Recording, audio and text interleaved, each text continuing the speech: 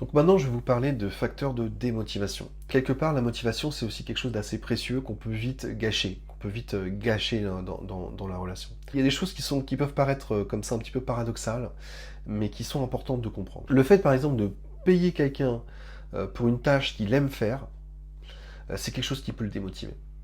Donc, de la même manière, ne pas payer ou diminuer son salaire à quelqu'un pour une tâche qu'elle effectue et qu'elle n'aime pas faire, ça aussi c'est quelque chose qui peut démotiver. Donc, autre source de démotivation, le fait de menacer les gens. Si vous mettez la pression sur quelqu'un, ça peut être typiquement une source de démotivation. Insister sur les résultats ou sur les exigences de réussite, pareil, ça peut être une source de démotivation. Le fait d'ignorer une faute ou d'ignorer une erreur, passer l'éponge en fait sur quelque chose qui est mal fait, ça aussi ça peut être une source de démotivation. Finalement, que je fasse bien ou pas bien, c'est pareil, donc pourquoi est-ce que je m'embêterais à bien travailler? Donc il faut savoir être juste avec les gens avec qui vous bossez.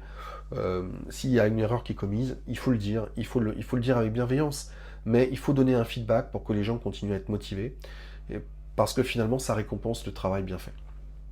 Donc faire la morale à quelqu'un, prêcher vos valeurs, ça aussi c'est quelque chose qui peut être démotivant, qui peut être lassant. Quand vous félicitez trop par exemple aussi quelqu'un, que vous êtes là, ah non mais lui il est extraordinaire, c'est génial ce que tu as fait, si c'est too much, si vous en rajoutez, si vous en faites trop, pareil ça peut démotiver quelqu'un. Donc j'en profite pour parler aussi de l'éducation des enfants. Faut jamais dire à un enfant qu'il est intelligent. Faut dire à un enfant, faut le féliciter pour son travail, faut le féliciter pour les efforts qu'il a accomplis.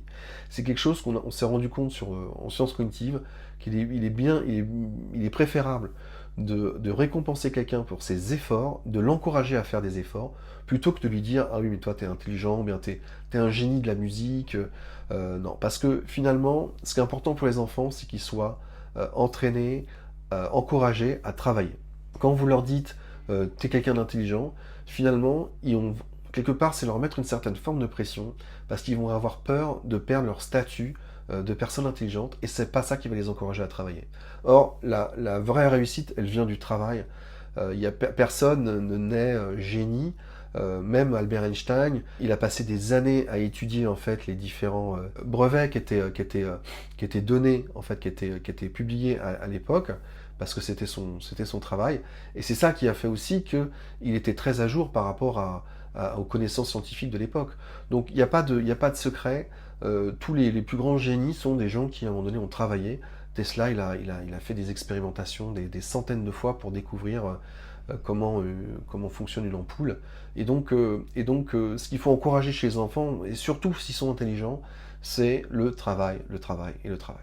Donc si vous sentez de la peur par rapport à un sujet, que vous sentez que euh, vous n'avez pas le courage, ou que ça vous fait trop peur, peut-être que vous avez peur de cette phase en fait du surinvestissement extrêmement douloureux face à l'échec. Donc, pour aider quand on a peur, il n'y a pas 36 solutions. La meilleure des techniques, et ça nous vient des thérapies comportementales et cognitives, c'est le pas à pas. Commencez par un premier step, commencez par quelque chose d'assez simple, qui est à votre portée. Réussissez à faire quelque chose qui est à votre portée et qui va dans le bon sens, et petit à petit, vous allez pouvoir augmenter la difficulté des activités, hein, ou des tâches que vous allez accomplir, et c'est ça qui va vous emmener petit à petit vers la réussite. Le plus grand des voyages commence par un pas, hein, c'est un proverbe chinois, et c'est extrêmement important de l'avoir en tête. Alors, là je vous donne un petit outil qu'on va appeler le test de pénibilité. En fait, si vous êtes au sein d'une équipe, vous pouvez faire un exercice, faire un petit atelier comme ça peut durer 30 minutes, hein, pas plus.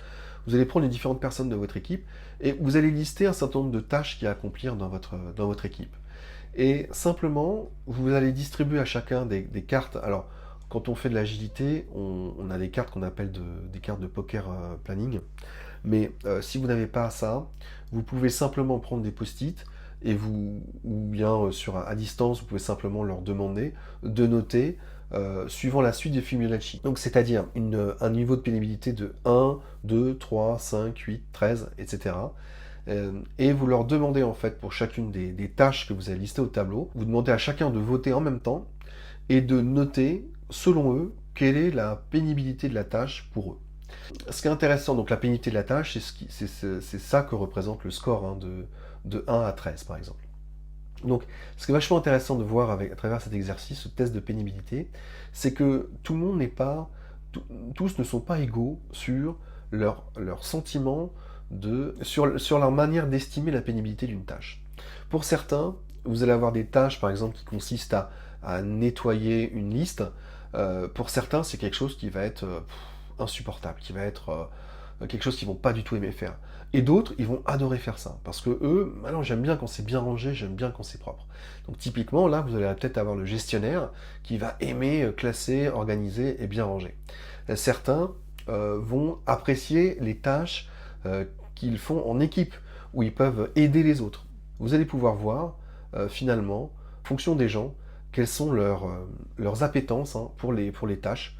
Et vous allez pouvoir peut-être répartir les tâches au sein de l'équipe en fonction de la pénibilité relative, c'est-à-dire que l'objectif c'est d'avoir une pénibilité totale qui est la moindre possible, et donc finalement, en fait, c'est simplement qui a envie de faire quoi.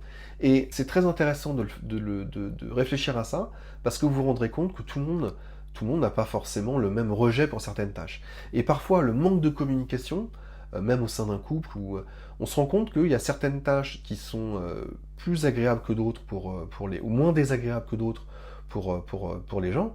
Et le fait d'en parler, le fait de se le dire, ça peut ça peut aider finalement à faire ce qui nous plaît le plus. Les motivations primaires, c'est quand même la chose je pense, la plus importante dans cette formation. Comment est-ce qu'on l'utilise? Si vous êtes avec quelqu'un qui manque d'énergie, qui se sent pas motivé, on lui a demandé de faire un nouveau projet et il a pas envie, eh ben, travaillez avec lui pour identifier ses motivations primaires, travaillez avec lui pour trouver vraiment qu'est-ce qu'il aime faire. Et donc vous pouvez lui poser la question, mais qu'est-ce que tu aimes faire au travail, toi? Qu'est-ce qui te donne envie de te lever le matin? Qu'est-ce qui au boulot vraiment fait que tu t'éclates? Quelles sont les activités que tu préfères faire? Alors, je vais vous raconter une petite anecdote, parce que c'est exactement ce que j'ai fait avec un collaborateur il y a pas longtemps. Et je lui ai demandé, mais finalement, c'est quoi pour toi le projet idéal? Et pour lui, le projet idéal, c'était de travailler en équipe, de travailler avec des gens, de pouvoir avoir des gens qui l'apprécient. Et une fois qu'on a identifié ça, il avait un projet assez douloureux à faire, assez complexe. Et finalement, qu'est-ce qu'on a fait? Je lui ai posé la question, mais comment est-ce que tu peux mettre de tes motivations primaires dans ce projet? Et donc il a répondu en me disant, déjà si c'était un projet d'équipe, ça serait vachement mieux.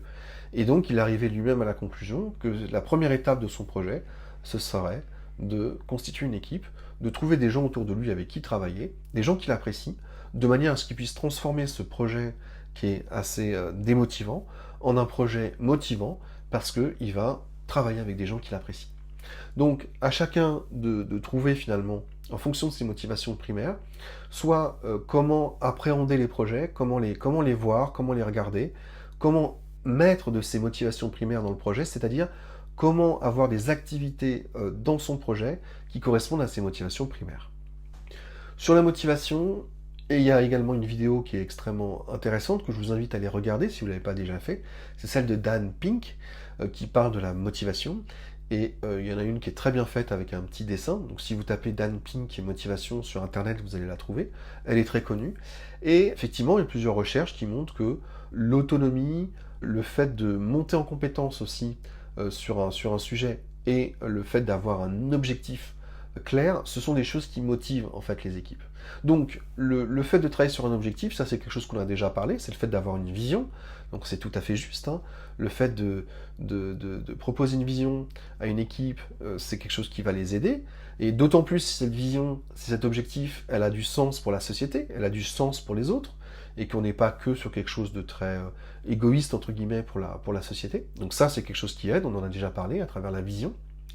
Le mastering, donc le fait de monter en compétence sur un sujet, alors ça, c'est effectivement, l'être humain a cette envie naturelle de progresser.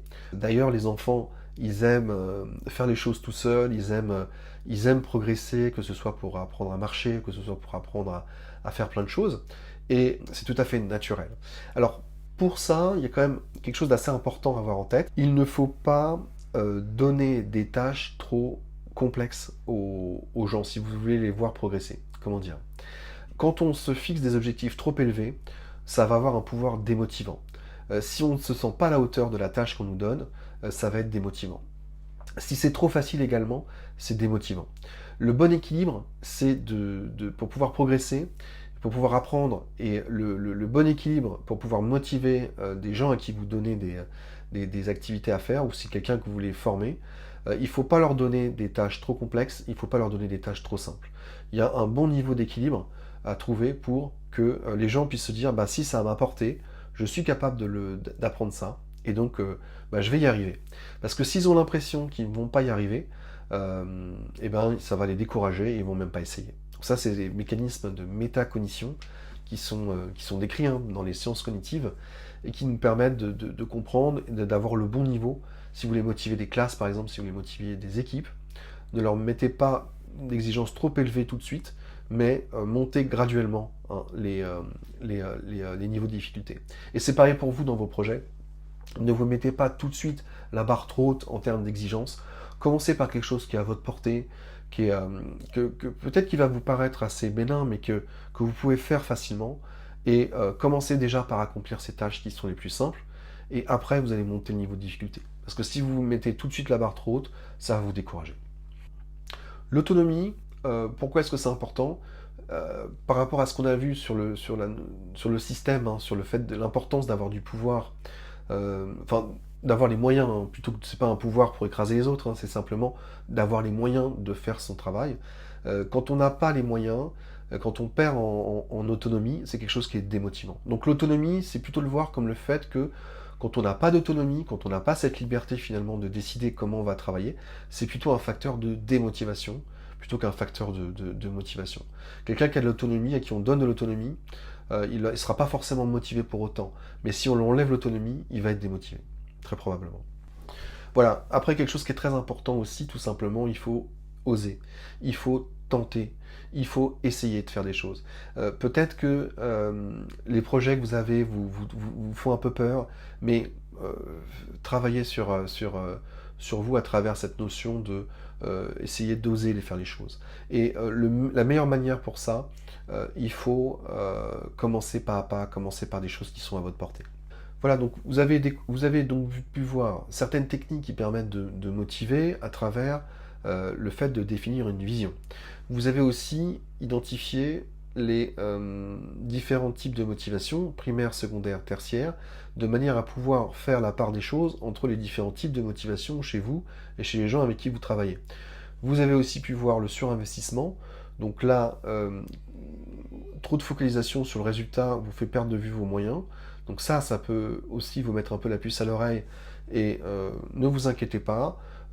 C'est aussi une énergie qui peut vous alimenter pour travailler. Simplement, en cas d'échec, il faut savoir prendre un peu de recul et relativiser les échecs. C'est pas grave, c'est pas dramatique. Ça arrive à tout le monde.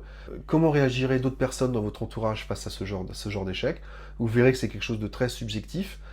Et donc, ça doit vous aider à être plus autonome par rapport à ces surinvestissements, de manière à pouvoir être plus performant dans votre vie et sur vos projets. Donc finalement, la motivation, on se rend compte que on va pas motiver quelqu'un facilement, il y a pas mal de chances de le démotiver. Mais l'important, c'est peut-être de comprendre comment les gens sont et de mettre en place un contexte et un environnement qui soit propice à ce qu'ils puissent s'exprimer, eux, le plus naturellement possible. Voilà, cette formation est terminée. Merci de l'avoir suivie.